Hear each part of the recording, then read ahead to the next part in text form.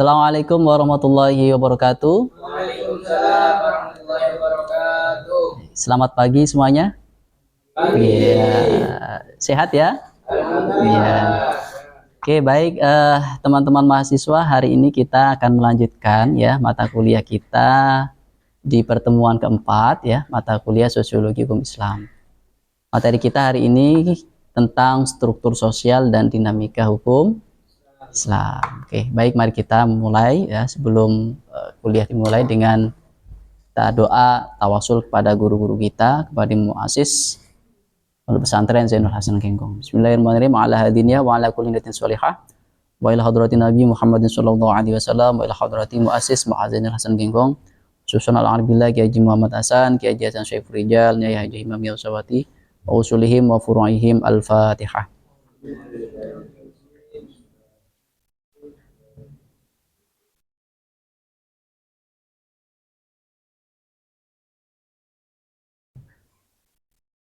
Baik, teman-teman, saya ya sebelum kita mulai ya, saya absen lebih dahulu. Mas Naufal Maulana Usmani hadir? Hadir ya. Sehat Mas Naufal ya? Alhamdulillah ya. Kemudian Mas Muhammad Zaka Almadi. Oke, ya. Sehat Mas ya? Sehat ya. Mas Zakaria hadir. Mas Jordan hadir ya. Mas Muhammad Aminullah Hakim hadir. Oke. Mas Muhammad Fahmi Al-Bahrazi hadir ya. Oke. Baik teman-teman, struktur sosial dan dinamika hukum Islam ya.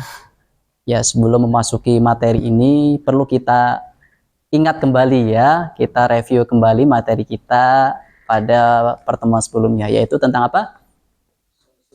Sosiologi hukum Islam ya, makna, arti atau definisi dari sosiologi hukum Islam itu sendiri. Mungkin ada yang bisa membantu saya? Oke, silakan Mas. Yaitu cabang ilmu yang mempelajari hubungan timbal balik antara hukum Islam dan perubahan masyarakat. Oke, ya. Baik, terima kasih Mas Zaka ya. Baik ya, sosiologi hukum Islam ya, perlu kita ingat kembali bahwa salah satu cabang ilmu ya yang mempelajari tentang hukum Islam dan perubahan masyarakat, perubahan sosial. Ya, demikian pula sebaliknya. Jadi antara hukum ya, law, bahasanya apa? Law ya, dan masyarakat ya, itu ibarat dua sisi mata uang yang tidak dapat dipisahkan. Artinya apa teman-teman? Di situ ada masyarakat, ya, pasti di situ ada perubahan hukum. Iya. Seperti yang saya sampaikan pertemuan kemarin bahwa kalau ada perubahan tradisi gitu ya, maka kemudian hukum harus hadir bagaimana kemudian dia merespon tradisi yang ada di masyarakat. Responnya itu baik positif maupun negatif. Ya, kita tahu bahwa hukum Islam itu sudah mempunyai kategori-kategori yang demikian. Apakah dia termasuk hukum yang baik, alias nanti apakah hukum untuk menghukumi suatu tradisi itu, apakah tradisi itu nanti bisa diteruskan atau tidak? Ya. Gitu kan? Kita kan sudah pernah belajar tuh ya tentang uraf, gitu ya. Uraf dalam usul fikih itu ya, al-'adatu muhakkamatun. Jadi adat itu bisa dapat dijadikan sebagai salah satu landasan hukum ya. Nah, uruf yang seperti apa gitu kan ya? Uruf yang sahih itu ya, uruf yang baik ya. Ya. Maka hukum nanti akan membaca di situ, akan merespon perubahan yang terjadi di masyarakat seperti itu. Itu. Nah, hari ini teman-teman kita akan mempelajari tentang struktur sosial. Ya, karena di masyarakat itu pasti ada struktur, tatanan ya. Dan dinamika hukum Islam. Namanya saja dinamika. Apa dinamika itu? Dinamis itu ya. Apa dinamika itu? Kira-kira apa? Ada yang bisa bantu saya? Dinamis. Lawannya dinamis itu statis. Statis itu tetap, stagnan. Sementara dinamis itu dia selalu bergerak. Nah, hukum Islam itu dia akan selalu berubah terus. berkembang, gitu ya. Andai kata tidak berkembang, mungkin seperti ini, teman-teman haji, ya. Sementara kita, masyarakat Indonesia, dia bermadhabkan mayoritas Syafi'i, gitu kan? Apakah mungkin kemudian teman-teman ketika haji umroh, gitu ya, tetap kekeh menggunakan madhab Syafi'i? Tidak. Kenapa? Karena Susah, susah. Wah, dalam madhab kita kan, madhab Syafi'i itu kan bersentuhan, ya, kulit laki-laki dan perempuan yang bukan mahram kan membatalkan. Sementara di sana itu kan berdesak-desaan seperti itu kan, ya. Maka kita menggunakan kaidah tadi itu tuh, ya, perubahan hukum itu didasari karena adanya perubahan tempat, ya. Maka sudah kita pakai madhab yang ada di sana, gitu ya. Itu. Nah, itu namanya dinamika, teman-teman, ya. Nah, baik, struktur sosial dan dinamika hukum Islam. Apa sih ya tujuan pembelajaran yang akan kita capai pada perkuliahan ini? Yang pertama adalah teman-teman, ya, mahasiswa dapat menjelaskan pengertian struktur sosial dan kajian sosiologi dalam kajian sosiologi hukum Islam, ya. Terus yang berikutnya, mengidentifikasi unsur-unsur apa saja dalam struktur sosial yang dapat mempengaruhi praktik hukum Islam. Terus yang ketiga, menjelaskan dinamika hukum Islam, ya, dalam masyarakat. Terus yang berikutnya, menganalisis, ya, hubungan antara struktur sosial dan hukum keluarga Islam. Terus yang terakhir yaitu adalah memberikan contoh kasus hukum keluarga Islam yang dipengaruhi oleh perubahan sosial. Nah, ini ada 5 aspek, ya, tujuan yang akan nanti setidaknya dapat kita capai dalam pembelajaran kali ini, gitu ya. Kenapa?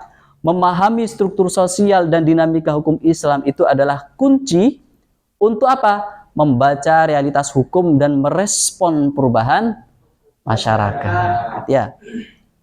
Supaya apa, teman-teman? Hukum itu tidak terlihat mengerikan, gitu ya. Kita kalau melihat, oh, ini haram, gitu kan, ya. Padahal kita tidak tahu menahu apa fakta hukum yang terjadi, realitas masyarakatnya seperti apa. Kok tiba-tiba dengar fakta fatwa haram, gitu kan. Ya, maka ketika kita memahami latar belakang yang terjadi di balik semua itu, maka ya kita akan lebih paham bahwa dinamika hukum itu pasti terjadi, ya. Pasti terjadi ketika masyarakat itu terjadi perubahan. Baik, teman-teman, yang pertama adalah pengertian struktur sosial, ya. Cepat saja. Struktur sosial apa? Secara sederhana, struktur sosial adalah pola hubungan yang teratur dalam masyarakat. Struktur sosial membentuk siapa yang memiliki posisi tertentu, siapa yang memiliki kewenangan, siapa yang menjalankan peran, dan bagaimana norma itu dipatuhi. Dalam konteks masyarakat, ya, struktur sosial itu bisa kita lihat dari yang pertama adalah dari keluarga. Keluarga itu kan ada tatanan sosialnya, ada ayah, ibu, gitu ya, anak, ya. Itu struktur sosial. Kemudian bisa juga ulama dan tokoh agama. Ini sebagai salah satu tokoh yang memberi fatwa, gitu ya, menjadi rujukan keagamaan. Kemudian KUA sebagai lembaga pencatatan perkawinan, gitu ya. Kemudian pengadilan agama, tokoh adat, negara, dan masyarakat. Nah, ini contohnya apa, teman-teman? Aturan tentang nafkah tidak hanya dipahami sebagai kewajiban suami. Nafkah itu dipahami bukan hanya sebagai kewajiban suami, tetapi apa?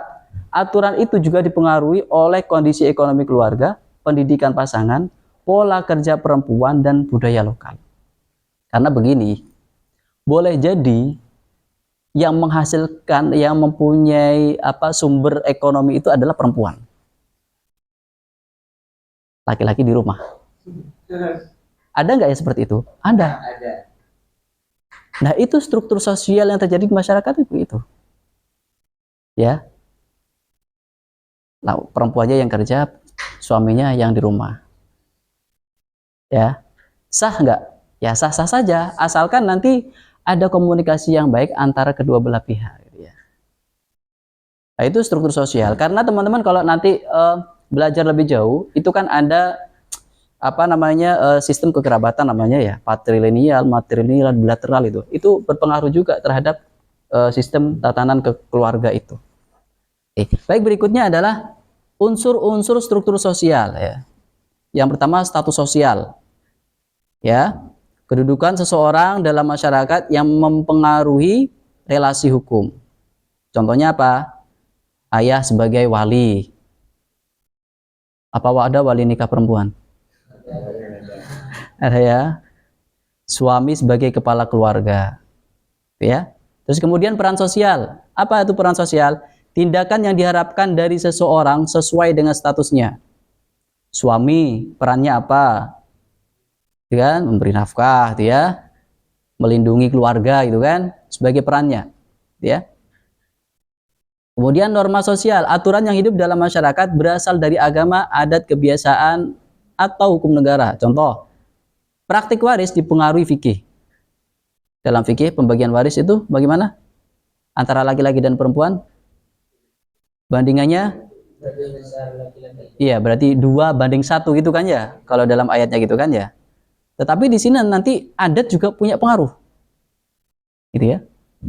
Dalam adat itu ada yang memberikan aturan perempuan punya hak kuasa penuh terhadap waris. Biasanya ini masyarakat yang menganut sistem matrilineal, gitu ya. Sistem kekerabatan yang dia itu ditarik dari garis ibu. Lanjut saja. Kemudian yang keempat, lembaga sosial. Ya, lembaga sosial itu contohnya ya keluarga, KUA, masjid, pengadilan agama dan lain sebagainya. Kemudian apa? Stratifikasi sosial. Apa? Pelapisan masyarakat berdasarkan ekonomi, ya, pendidikan, jabatan atau pengaruh sosial. Contoh apa? Akses hukum dipengaruhi oleh kondisi ekonomi, pendidikan dan informasi. Itu ya. Bahwa unsur-unsur struktur sosial ini semuanya saling berkaitan, saling berinteraksi, ya, dan berubah mengikuti dinamika masyarakat. Maka memahami unsur ini dapat membantu kita melihat bagaimana hukum Islam itu hidup dalam realitas sosial. Ya, artinya apa? Bagaimana kemudian hukum Islam ini dapat hidup di lingkungan masyarakat? Living law, apa? Living law, ya. Hukum yang hidup di masyarakat. Ya. Nah, kemudian ini pengertian dinamika hukum Islam. Apa dinamika hukum Islam itu? Dinamika hukum Islam adalah proses perubahan dan penyesuaian hukum Islam dalam kehidupan sosial, ya.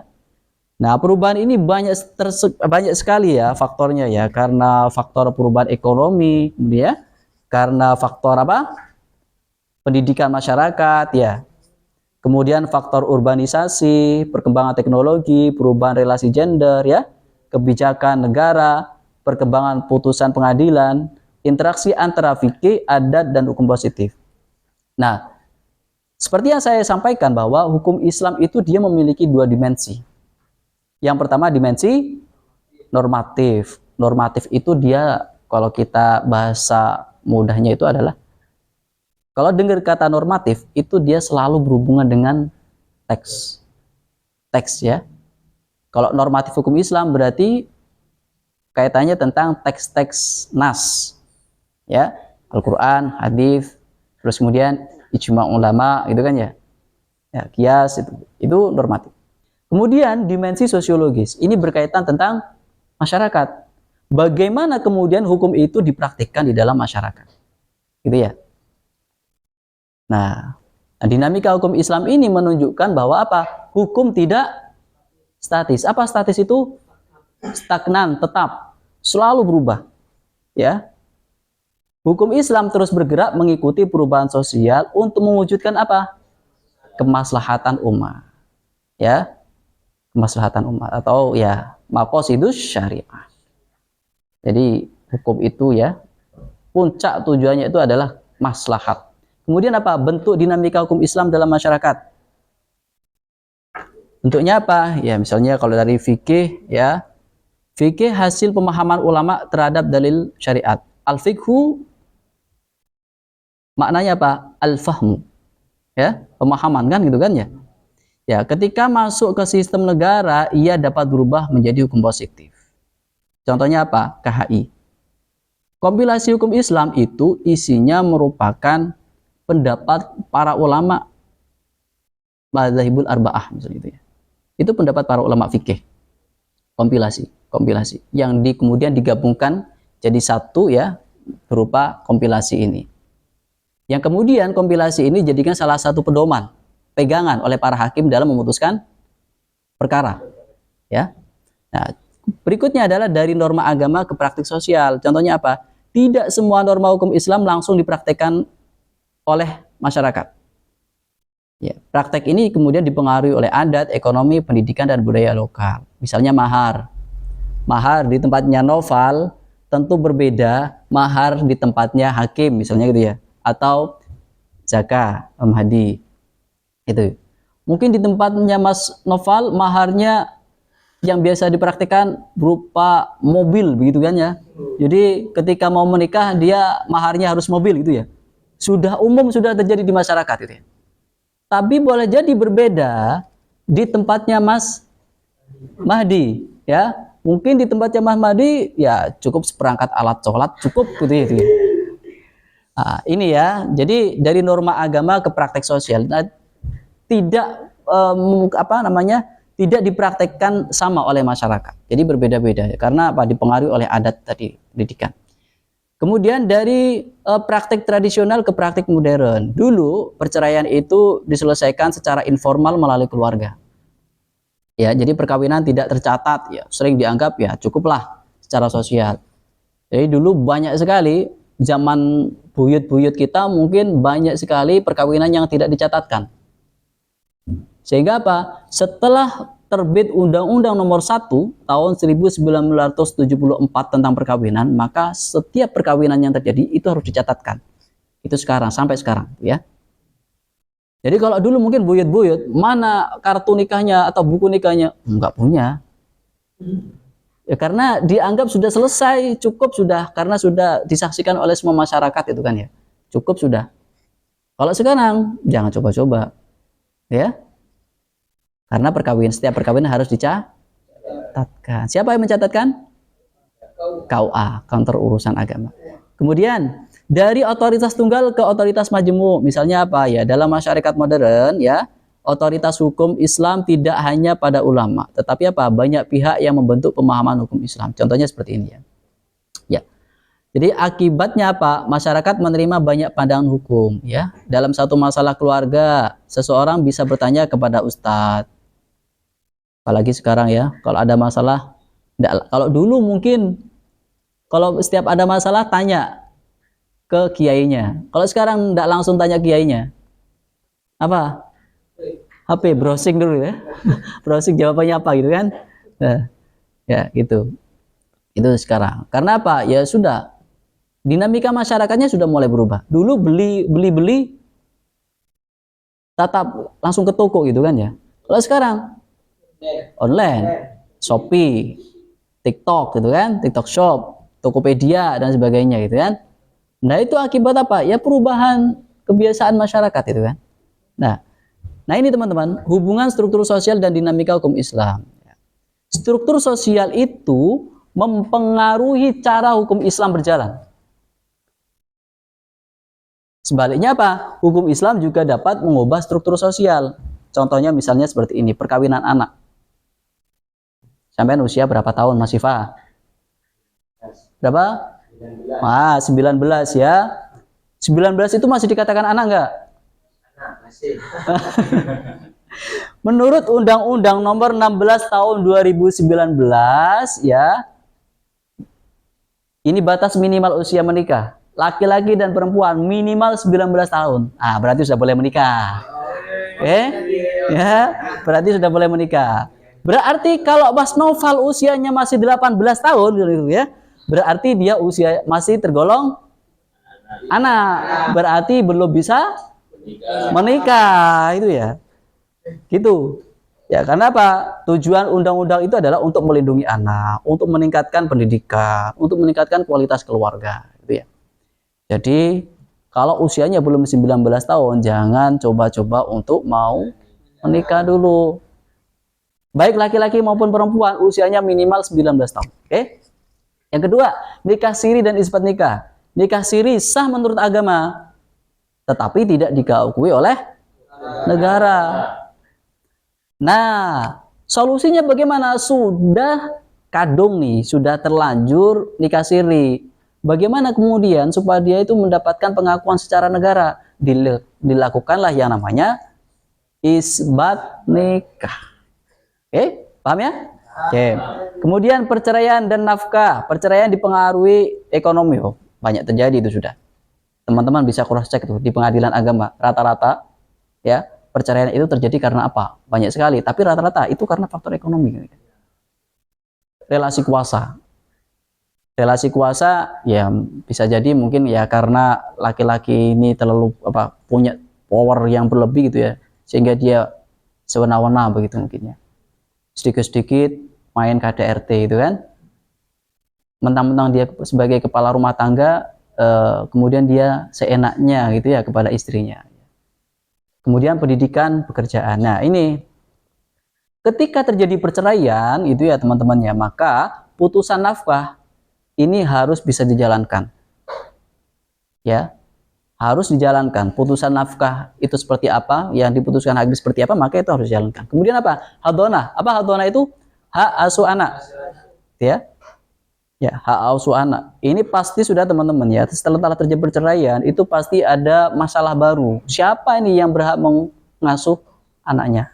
Nah ini bisa dilihat dari sini ya, anak ya kurang dari 12 tahun dia diasuh ibu ya, ini putusan hakim harus adil.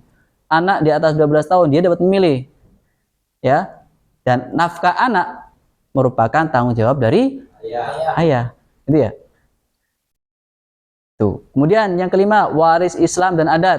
Nah ini, waris mengikuti hukum Islam, tetapi adat keluarga masih berpengaruh.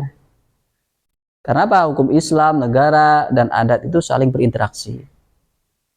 Mungkin kalau kita yang mayoritas orang Jawa begitu ya, ini menjadi hal yang ya kalau laki-laki dapat lebih banyak itu ya biasa saja ya, karena itu sudah merupakan tuntutan Islam.